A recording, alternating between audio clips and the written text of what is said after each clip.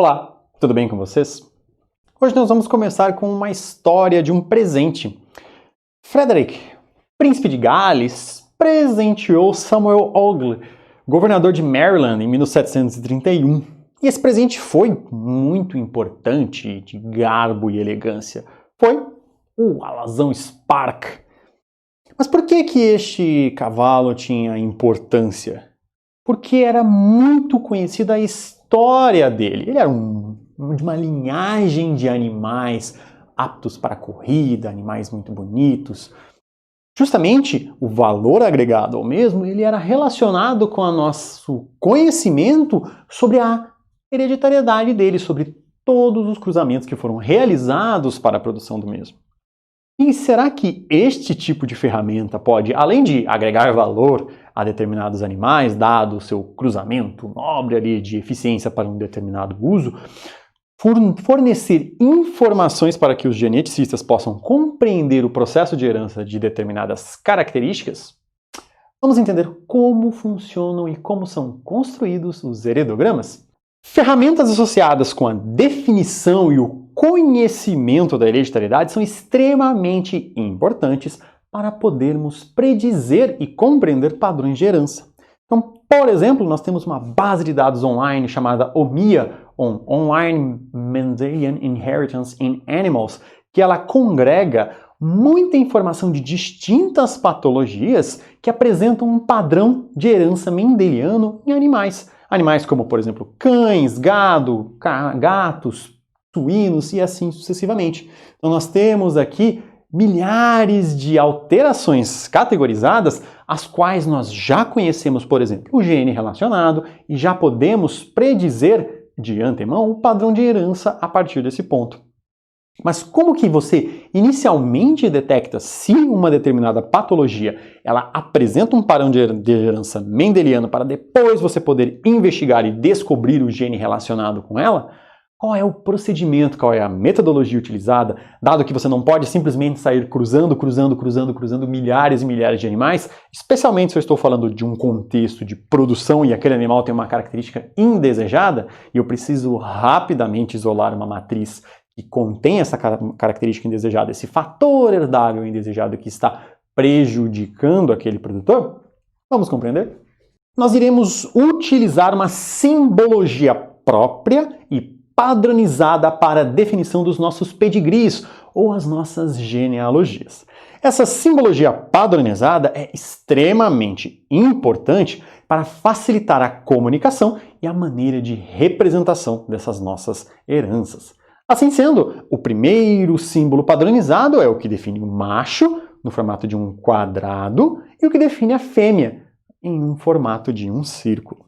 Esta nossa simbologia aqui, então, auxilia a distinguir o sexo do animal que está presente.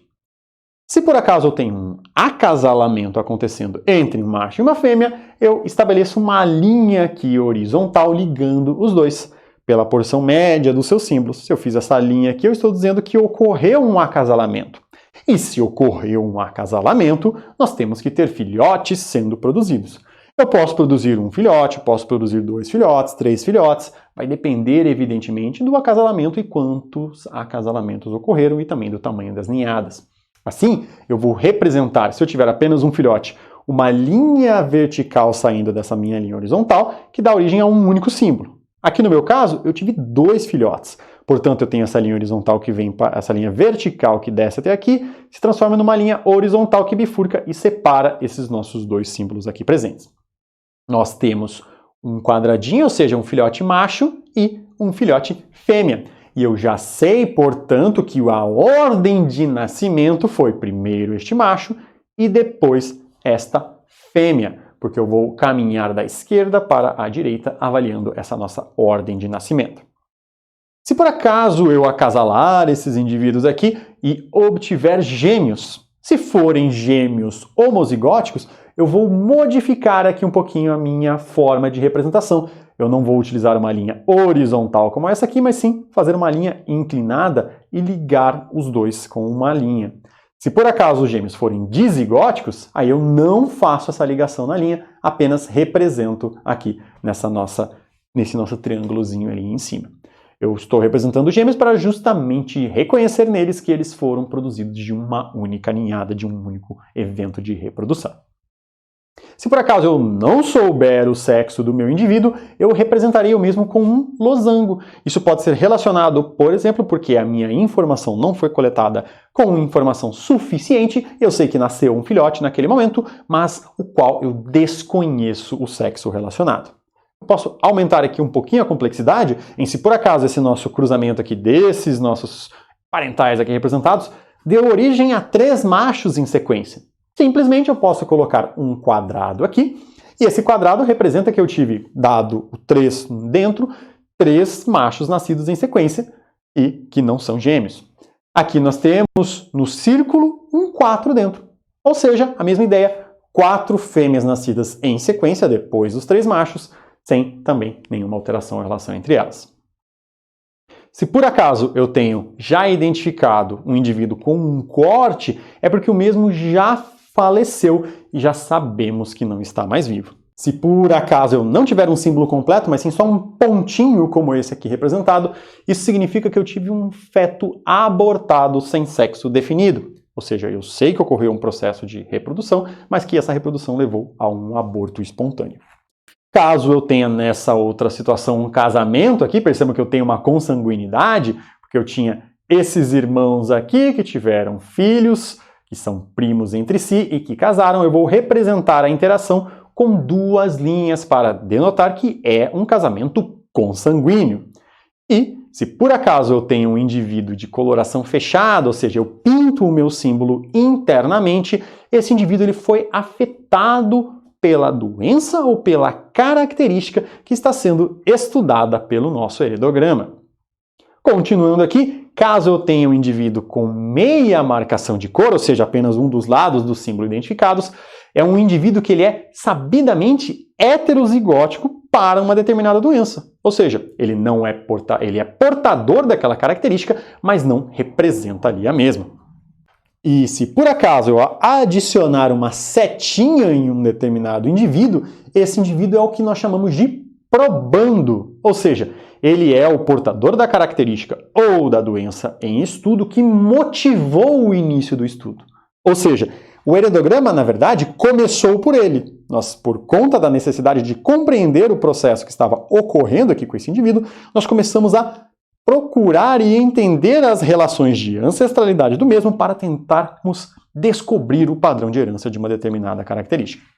Outro ponto importante é identificar as gerações. Essa identificação é feita com algarismos romanos. Percebemos aqui então que eu tenho a minha primeira geração identificada como um romano aqui, a minha segunda geração aqui nessa linha, a minha terceira geração nesta, a minha quarta geração nessa e a minha quinta geração na última linha. Se eu continuar, eu posso identificar os indivíduos de uma mesma geração usando números comuns. Então nós temos aqui 1 e 2 embaixo, então eu sei que esta nossa fêmea aqui é o indivíduo 1 em algarismos romanos, 2.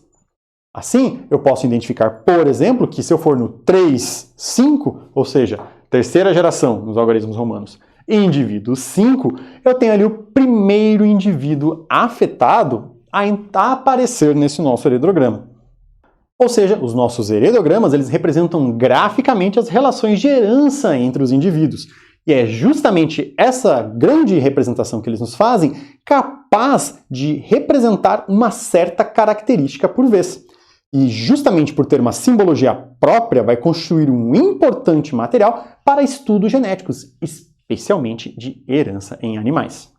E aí nós podemos começar a compreender alguns padrões de herança utilizando esses heredogramas. Por exemplo, se eu tiver uma herança monogênica autossômica, o que eu quero falar, se ela é monogênica, ela está relacionada apenas com um gene, como nós vimos já na nossa primeira lei. Se ela é autossômica, ela não está relacionada com o nosso cromossomo sexual. Ela está relacionada com os cromossomos autossômicos. Ela vai ter a mesma probabilidade tanto de homens quanto de mulheres serem afetados. Ou seja, nós vamos ter normalmente proporções fenotípicas iguais nos dois sexos da prole, bem como em cruzamentos recíprocos de macho com fêmea e de fêmea com macho afetados. Ela pode ser tanto recessiva quanto dominante, se nós lembrarmos que um alelo pode ser recessivo em relação ao outro ou pode dominar o outro. Então vamos dar uma olhada neste nosso heredograma aqui ao lado e considerar essas características. Nós temos ali dois indivíduos afetados, esse aqui na nossa geração 4, esse aqui, essa fêmea, e esse outro indivíduo aqui na nossa geração 5, que ele é afetado. A característica, por ser rara ali, ela vai ocorrer na prole dos genitores não afetados, sendo que ambos são heterozigotos. E a prole afetada está na proporção de 3:1, incluindo tanto fêmeas quanto machos. Nós não temos aqui um N suficiente para ter uma proporção de 3:1 observada, mas nós podemos perceber que, vejam, neste cruzamento aqui, nós temos dois indivíduos não afetados, um indivíduo afetado. Aqui eu tive um cruzamento com um único indivíduo afetado. Então a ideia da proporção de 3:1 é difícil de ser observada no heredograma, especialmente quando nós temos poucos animais representados ou cruzamentos de poucos animais. Ela vai ocorrer de maneira indiscriminada entre machos e fêmeas, por ser autossômica, e é observada em afetados com pais normais, ou seja, a característica é capaz de pular gerações. Como nós podemos perceber aqui, ó, vejam, essa fêmea aqui é normal, este pai aqui é normal, e nós temos um indivíduo afetado aparecendo aqui nessa geração. Ou seja, eu sou capaz, inclusive, de pular gerações. Eu não precisaria nem ter esse nosso indivíduo aqui, eu tenho um salto ocorrendo e aparece um novo indivíduo afetado aqui. E é mais frequente nos descendentes de casos aparentados, ou seja, populações onde temos endogamia, cruzamentos entre indivíduos aparentados. Logo, nós poderemos sugerir que o padrão de herança aqui observado é uma herança autossômica recessiva.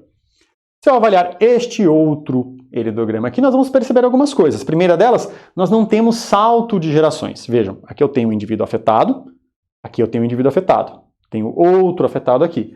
Para produzir mais um afetado na próxima geração, eu tive um afetado na anterior. Aqui eu tenho um afetado, na geração anterior eu também tive. Aqui embaixo eu tenho um afetado, tive um na geração anterior que deu origem ao mesmo. Logo, eu não tive nenhum salto de geração. Percebam que é importante avaliar o salto sempre nessa minha linha de herança aqui. Não adiantaria nada eu ter um salto, mas que não fosse dentro dessa nossa linha aqui. Estou avaliando que não existe esse salto. Assim sendo, provavelmente é impossível ter um padrão de herança que seja recessivo, ou seja, que consiga se esconder em uma determinada geração. Portanto, essa aqui é muito provavelmente um padrão de herança autossômica dominante. E quais são as características importantes?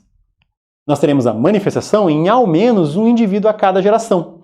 Ela vai ocorrer indiscriminadamente em machos e fêmeas, por ser autossômica, e não são observados em afetados com pais normais. A característica não vai pular gerações.